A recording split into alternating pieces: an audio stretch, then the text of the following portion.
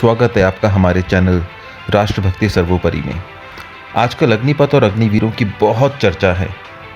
आइए जानते हैं इसके पीछे की छुपी हुई सच्चाई को, और उससे पहले सामने की सच्चाई को भी समझते हैं। अग्निपथ और अग्निवीर हमारी आर्म्ड फोर्सेस के लिए बदलती ज़रूरतों को एड्रेस करने का एक बहुत बड़ा ज़रिया है। टेक्नोलॉजी ड्रिवन अप्रोच, एक लीन और मीन फाइटिंग फोर्स को तैयार करना, और साथ ही साथ हमारी आर्म फोर्सेस को इफेक्ट करने वाले जो बड़े बड़े पेंशन बिल्स हैं उनको कंट्रोल करने के लिए एक बहुत ही कारगर आइडिया है। अग्निपथ और अग्निवीर हमारी पूरी गवर्नेंस स्ट्रक्चर के लिए एक बहुत ही मजबूत एक्सपेरिमेंट है, और अगर यह सफल रहा, जो कि यह सफल रहेगा, तो इसे आने वाले कुछ सालों में सिविल एडमिनिस्ट्रेशन में भी इम्प्लीमेंट किया जा सकता है। सोचिए कि अगर गवर्नमेंट जॉब में सब मन लगाकर काम करने लगे तो क्या होगा। हम आपको पीएम मोदी के एक फेमस लेकिन बहुत ही स्ट्रैटेजिक स्टेटमेंट को याद दिलाते हैं, मिनिमम गवर्नमेंट मैक्सिमम गवर्नेंस। यह स्टेटमेंट स्ट्रैटेजी के साथ साथ फ्यूचर के लिए एक रोड मैप से भी भरा हुआ है। हो सकता है कि इन कोशिशों से हमारे देश के कुछ पेन पॉइंट्स हमेशा के लिए एड्रेस हो जाएं। ये देख के बहुत अच्छा लगता है कि कोई तो है जो बिल्ली के गले में घंटे बांधने की कोशिश कर रहा है, और हमारे यहाँ तो बहुत सारी बिल्लियाँ हैं। जैसे गुब्बारे की तरह फूलता पेंशन बिल, गवर्नमेंट में परमानेंट जॉब कल्चर की वजह से सरकारी कर्मचारियों का परफॉर्मेंस डाउन कर्व, रिजर्वेशन को डाइल्यूट करना, हायरिंग को मेरिट और काबिलियत के बेसिस पर करना।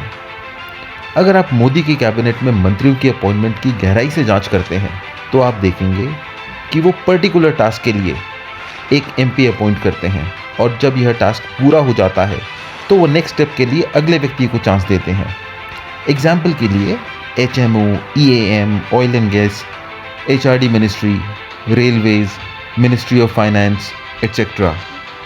आप इसको एक स्पेस रॉकेट की तरह समझ सकते हैं, जिसमें 3 स्टेजेस होती हैं। मैक्सिमम थ्रस्ट के साथ रॉकेट को एटमॉस्फेयर से बाहर निकालना, ये पहली स्टेज। सेकेंड स्टेज में रॉकेट ऑर्बिट तक पहुंचाया जाता है, और थर्ड स्टेज में पेलोड को ऑर्बिट में प्लेस कर दिया जाता है। अगर हम फ्यूचरिस्टिक इंडिया बनाना चाहते हैं तो फ्यूचर के भारत को हाईली एफिशिएंट होने की ज़रूरत है। तभी हम पूरे वर्ल्ड के साथ कॉम्पीट कर सकते हैं और वर्ल्ड पावर बन सकते हैं।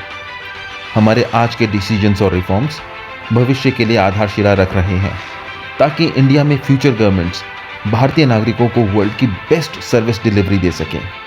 हमें लगता है कि आर्म्ड फोर्सेस अग्निवीर के साथ खत्म नहीं होगी, बल्कि ये तो एक शुरुआती पॉइंट है।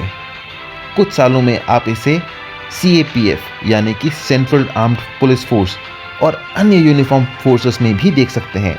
उसको इन फोर्सेस में इंक्लूड किया जा सकता है। और अगर आप इस चेन की कल्पना करते हैं, इसको इमेजिन करते हैं, तो आप देखेंगे कि इस तरह की रोटेशन पॉलिसी से सभी नागरिकों को, सभी सरकारों को बहुत फ़ायदा होगा। और जब ये ट्रेंड लोग प्राइवेट सेक्टर में एंटर करेंगे तो हमारा प्राइवेट सेक्टर और भी कॉम्पिटिटिव हो जाएगा, और भी ज़्यादा प्रोडक्टिविटी बढ़ेगी, और हमारा देश और भी तेज़ी से आगे बढ़ेगा। अगर आप दुनिया की बड़ी बड़ी इकोनॉमीज़ को देखते हैं, वहाँ पर जैसे इजराइल में, रशिया में, हर बंदे को आर्मी की ट्रेनिंग दी जाती है, हर बंदे को आर्म फोर्सेस का हिस्सा बनाया जाता है, और उस ट्रेनिंग के बाद जब वो प्राइवेट सेक्टर में आता है तो उसकी बात ही कुछ और हो जाती है। और ऐसा नहीं है कि जो अग्निवीर नहीं बनना चाहते वो देशभक्त नहीं है। देशभक्ति की परिभाषा केवल अग्निवीर बनने से नहीं हुई, क्योंकि जो लोग अग्निवीर नहीं बनना चाहते हैं वे डॉक्टर बनेंगे, लॉयर, बिजनेसमैन, सॉफ्टवेयर इंजीनियर बनेंगे। आखिरकार देश सबके विकास के साथ ही विकसित होता है। सारे के सारे लोग मिलकर देश को आगे बढ़ाते हैं। आपकी क्या राय है? कमेंट सेक्शन में ज़रूर बताएं, और हाँ, हमारे चैनल को लाइक और सब्सक्राइब करना ना भूलें। जय हिंद, जय भारत।